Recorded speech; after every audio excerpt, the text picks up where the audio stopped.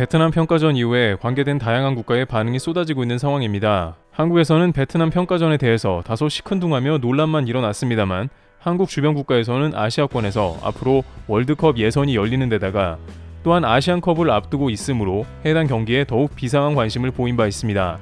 특히 베트남은 한국에 오기 이전에 중국과 우즈벡을 상대하고 왔기 때문에 잠재적으로 한국을 상대해야 하는 중국과 다양한 국가에서 반응이 나오고 있습니다. 특히 이 경기를 중국과 태국에서 더욱 비상한 관심을 가지고 지켜보고 있는데요.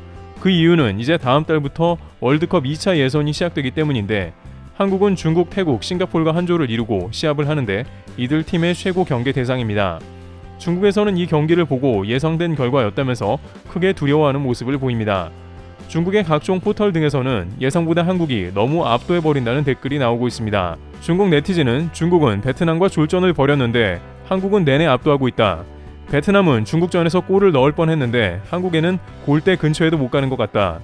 손흥민, 이강인, 김민재, 황씨도 너무 잘하고 저들은 모두 B클럽에서 뛰고 있는 사람들이지.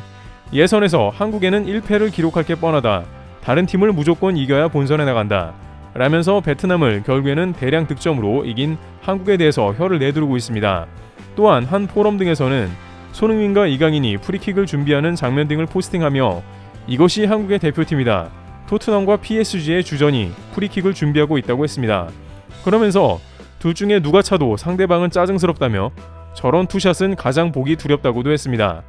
한국의 선수들이 EPL과 리그왕, 분데스리가의 클럽에 속해 있는 것은 일본도 부러워했는데 일본에서는 일본이 조직력은 좋아도 한국처럼 슈퍼스타들 보는 맛이 없다고 안타까워했는데 이처럼 아시아 주변국들은 한국팀을 대할 때 한국이 브라질 대하는 듯 하는 면도 있긴 하죠. 게다가 예상외로 손흥민이 오늘 선발이라는 소식이 들리며 베트남은 크게 환호했습니다. 한국에서도 지난 PSG 방한 시 네이마르가 출전해서 팬들이 매우 반겨했었는데 베트남은 이번 경기를 앞두고 기자들은 물론이고 선수들도 손흥민 출전을 바랐던 것으로 보입니다. 베트남의 한 기자는 이강인도 잘하지만 반드시 손흥민을 봤으면 좋겠다고 강조했습니다. 베트남의 수비수 응옥 하이는 찰칵 세레모니를 따라할 정도로 손흥민의 광팬으로 알려졌는데 이번에 부상으로 출전하지 못하자 손흥민을 따로 만나게 해달라고 간청한 것으로 보입니다. 그들에게 손흥민과 경기를 뛰고 유니폼을 받는 것만 해도 엄청난 경험이 된다는 것을 드러내고 있습니다.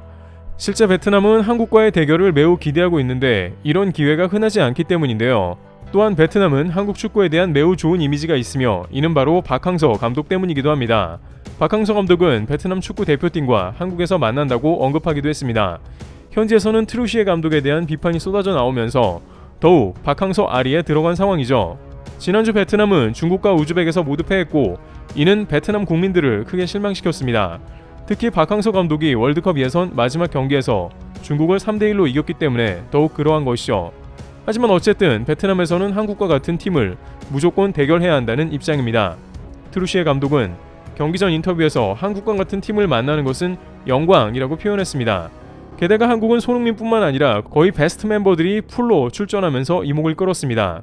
베트남으로서는 매우 큰 기회가 된 셈이고 한국은 다소 의외의 풀주전 선발이 된 것인데요. 실제 경기가 시작하자마자 한국은 김민재의 헤딩골이 나왔고 피지컬로 베트남을 몰아붙였는데 김민재는 현재 전세계 탑20 수비수 가운데 4위로 평가받는 등 최고 폼을 기록하는데 베트남은 아예 김민재를 막을 생각도 못한 것 같았으며 마크맨이 붙지 못한 광경이었습니다. 김민재가 나폴리 등에서도 헤딩슛을 기록했고 튀니지전에서도 헤딩으로 자책골을 유도했기에 베트남은 이에 대비했어야 했지만 역시나 수비가 전혀 되지 않는 모습이 등장했습니다. 베트남 매체 사우스타는 트루시에 감독은 박항서 체제와는 전혀 다르고 차이가 크다면서 특히나 수비가 문제이며 트루시에 감독은 전혀 안정적인 수비를 보여주지 못하고 있다 했습니다. 또한 박항서 감독은 투지를 앞세워 공중볼 점유율도 높았는데 이게 너무 취약하며 박항서는 강력한 수비 가운데 공격을 이끌어냈지만 트루시에는 수비가 무너지고 있다고 비판했습니다. 실제 오늘 경기도 내내 무기력하게 패배하는 과정이 문제라는 점을 이야기하고 있습니다. 수비만 하면서도 5골 이상 실점하는 것은 베트남으로서는 너무 괴로운 장면이죠. 한국이 거의 하프코트를 점유하고 베트남은 간간히 속공만을 보여준 상황이기도 합니다. 지난 월드컵 최종 예선 때 일본과 비기고 중국을 이기던 베트남은 온데간데 없는 상황입니다. 한국 입장에서도 박항서의 베트남을 지금 상대했다면 좋았을 텐데 아쉬운 부분입니다. 물론 3명의 주전이 빠져서 베트남이 현재 불리한 상황이라고 하지만 전술 부재가 두드러집니다. 반면 오늘 조규성과 황희찬의 못놀림이 매우 가벼워 보이기도 했는데요. 황희찬은 측면에서 계속해서 크로스를 올렸고 결국 파고들면서 강한 슈팅을 성공시켰습니다. 조규성도 황희찬이 연결한 크로스를 제대로 헤더골을 넣을 뻔하는 등 매우 스피디한 모습을 보였습니다. 무엇보다 손흥민은 오늘 뜻밖의 선발 출전을 했는데 그 자체로 존재감은 엄청났습니다. 다만 역시나 부상 여파인지 100%로 보이지는 않았고 스스로 조절하는 모습으로 판단되었습니다.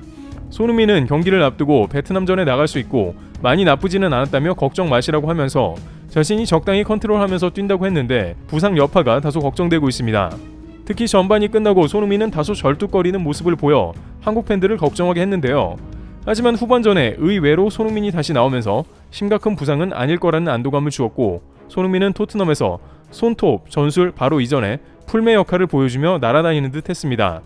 황희찬에게 날카롭게 연결한 패스는 월클급 패스였고 감탄을 자아낸 패스였으며 결국에는 다시 한번 직접 패널 파스를 파고들어 직접 조규성에게 어시스트를 해냈습니다. 특히 이런 장면은 손흥민이 토트넘에서 자주 연출한 장면이기에 더욱 놀라운 것이죠.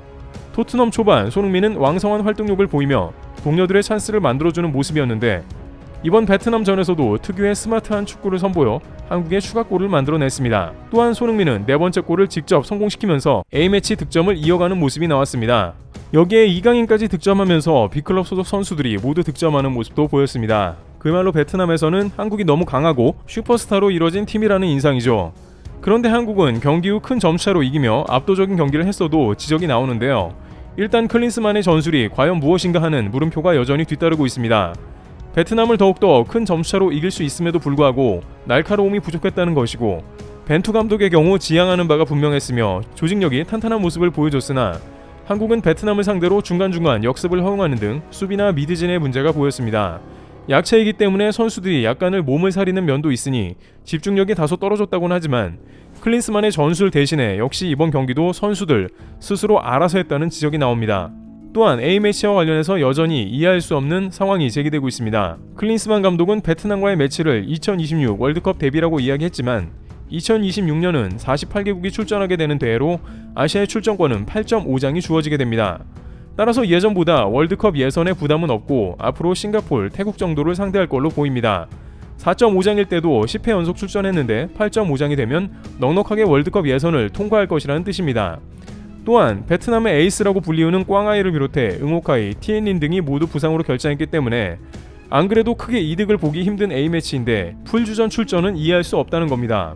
따라서 주장 손흥민을 굳이 불러야 했냐는 의견도 계속해서 반복되고 있는 모습입니다. 한국팀은 월클들이 압도적 위력으로 이끌고 있으나 감독의 전술 부재는 계속 지적되고 있습니다. 트리블TV였습니다. 감사합니다.